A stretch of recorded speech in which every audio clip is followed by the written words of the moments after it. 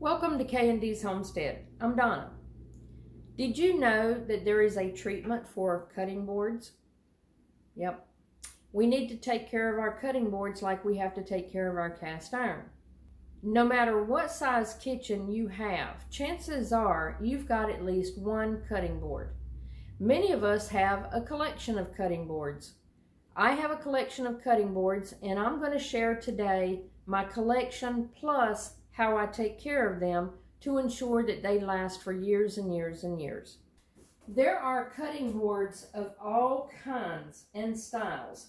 There are glass cutting boards, which is what this is.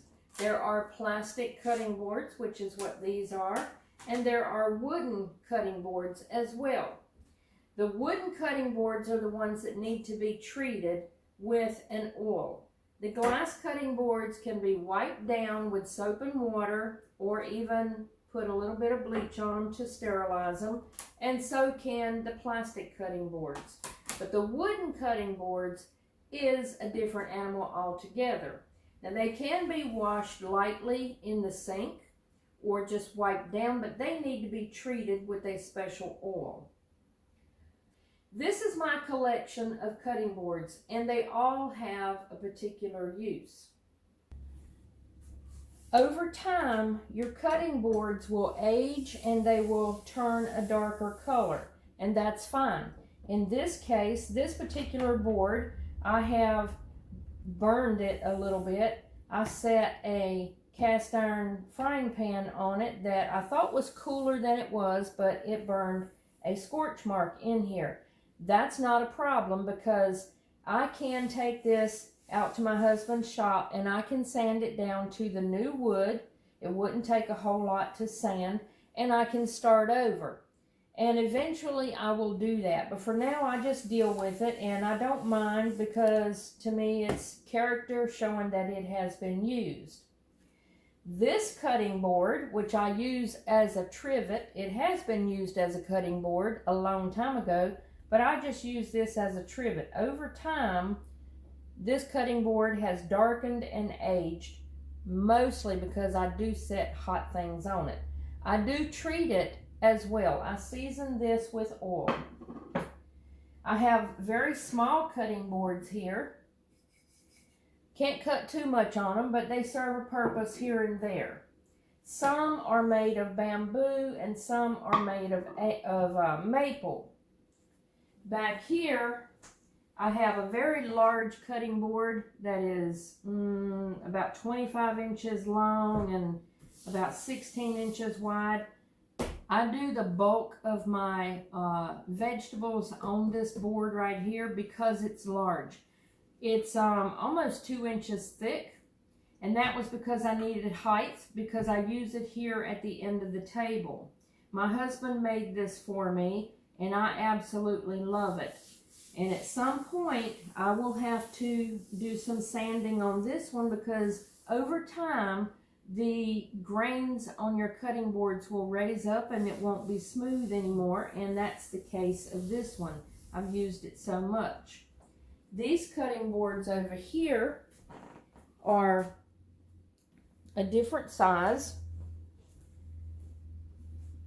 These two cutting boards came with my sink because they fit in the groove over the top of my sink. And I use them in that sink kind of often when I'm needing to wash and cut at the same time. These are probably 12 to 14 inches wide and maybe about 16 to 18 inches long. This one is a little bit smaller, but they all serve a purpose. This cutting board right here, my husband also made for me. I keep it on this rolling cart. This is a chunk of solid surface. Anybody that has watched previous videos may know that my husband is a woodworker. He builds kitchens, cabinets, and countertops, and he has done a lot of solid surface countertops, and I asked him a few years ago to save me a small piece. This is now my cutting board for meats. If you are cutting meat, I highly recommend you use a cutting board that is non-porous, which is not wood. For me, I use that piece of solid surface, or I use my glass cutting board. That way, bacteria and juices from the meats do not go down in between the grains of the wood. I only use the wooden cutting boards for cutting things like potatoes and vegetables. I don't even use my wooden ones to cut onions. I use the solid surface. And that's because wood will absorb odors, and it's very, very hard, if not impossible, to get the odor of onions out of your cutting board. I also use the plastic ones. When I have a small job, I just use these plastic ones. They're great for cutting things that are like meats and onions, but these are kind of small for me. Both of them are probably 20 years old or more, but I hardly ever use these unless it's a very small job. And that way I can throw this in the sink and I can hand wash it and even use a little bit of bleach to sterilize it.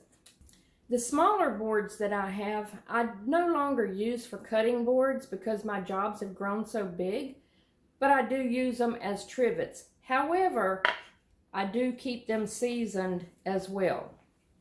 Now for the glass cutting boards, or in my case, this piece of solid surface, I do not have to treat those. I just wash them and sterilize them when I need to in some hot soapy water with maybe a little bit of bleach, but I don't have to do anything else with them. The wooden boards are the ones that have to be treated, and you need to use a food grade oil. I will show you what I use. Lots of people may use a coconut oil or an olive oil, and I've seen that online as well, but for years and years what I use is a mineral oil. And I got this from Rite Aid, but you can get this from the grocery store or any CVS or pharmacy, Walgreens, etc. It's not hard to find, but it's mineral oil, and it needs to be a food grade oil. And this is actually sold as a laxative. If it says for a laxative, you know it's food grade. And all that I do is pour. I use a disposable rag, and I just pour a liberal amount on my cutting board. And I just spread it out and oil this board real generously. You can do front and back, and I usually do, but for this video I'm just going to do the front.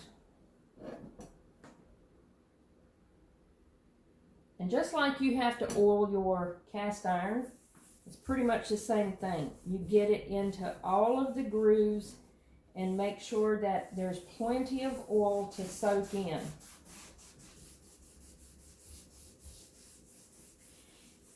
You can't really use too much. You just want a liberal amount. And it's going to be oily, so that I see oil standing on the surface. And I leave that setting. This will seal those cracks and crevices, and juices from your foods will not go down into those grooves and contaminate your wood. The last thing you want is for your wood to get contaminated with a bacteria, and then you transfer that onto the next piece of food item that you're going to be cutting.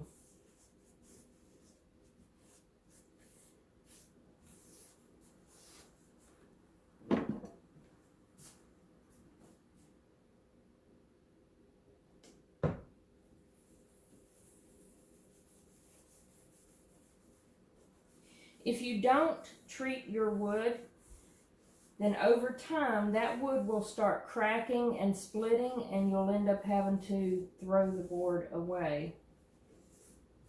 This will allow this board to last for years and years and years, and maybe even become an item that you hand down to your next generation if it's taken care of and sealed properly. Now off camera, I will do the backs of them.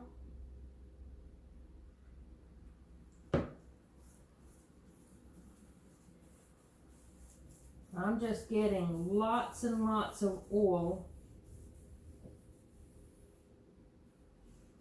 into all the cracks and crevices.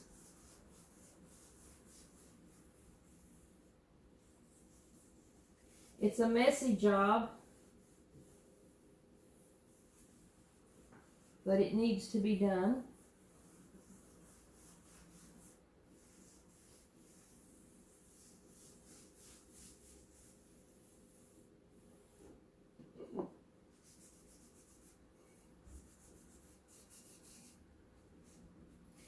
It will also cause your boards to darken over time and give them some character.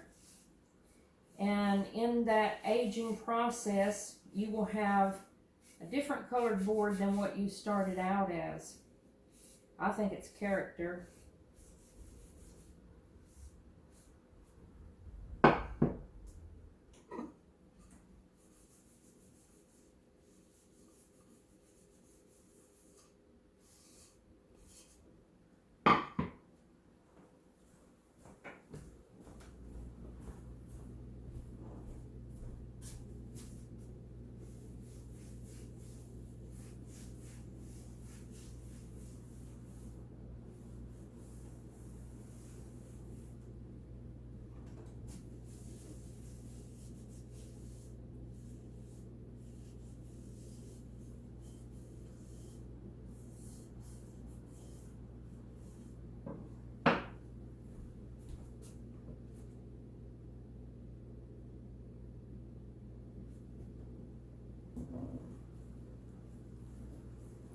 I have never used anything but the mineral oil.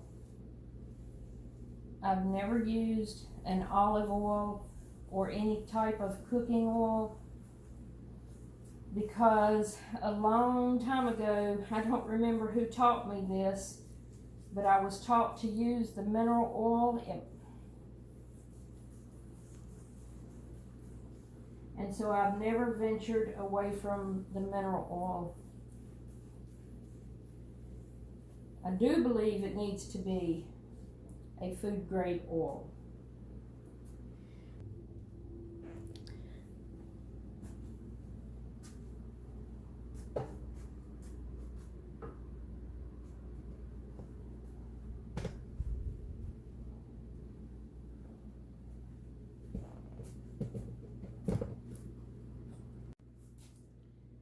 That is pretty much all there is to it.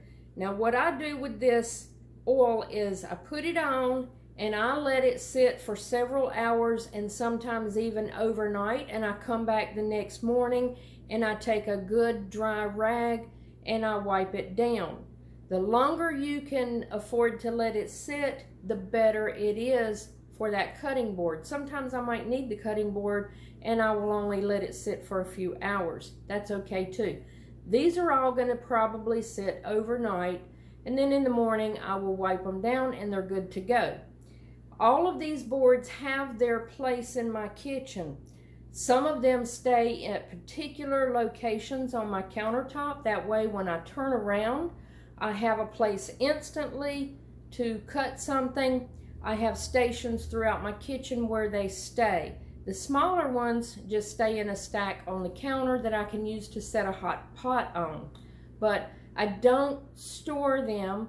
They are out so that at any particular place in my kitchen, sometimes, you know, I've got more than one thing going on or some large meals that I'm working on, and I'll do onions over here and I'll do vegetables over here, and I don't have to go dragging out my cutting boards.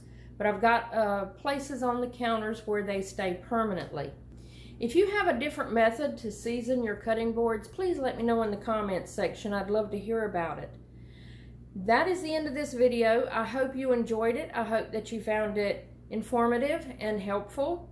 And if you like the video, please hit the like and consider subscribing if you're not already a subscriber. And I will see y'all on the next video. Bye-bye.